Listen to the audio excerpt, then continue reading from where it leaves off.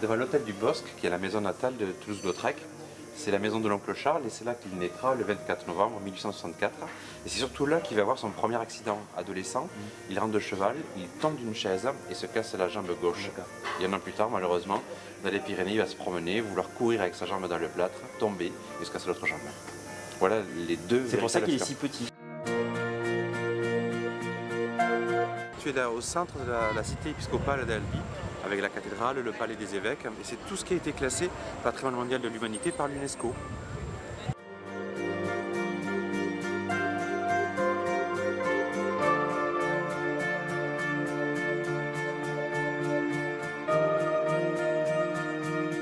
Juste derrière moi, il y a un graffiti, c'est fait par un artiste italien entre 1509 et 1513, et on dirait pourtant une caricature de Toulouse-Lautrec.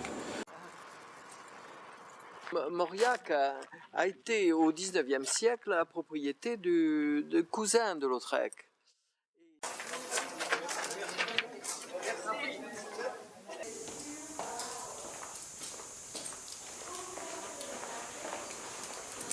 Et là, on voit les influences de Lautrec dans mon travail.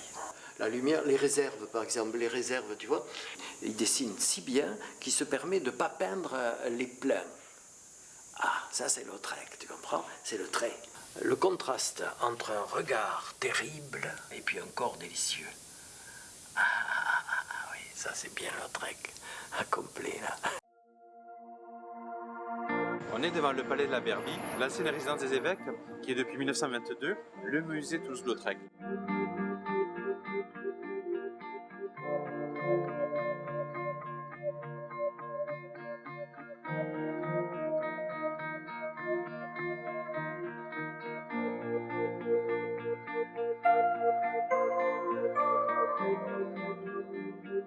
La douceur du visage, ces formes de très courbes, courbes et contre courbes, ce sont des cercles. C'est des traits très simples, très simplifiés. Il n'y a pas d'aplat de couleurs. Et pendant que tu as toute la vie,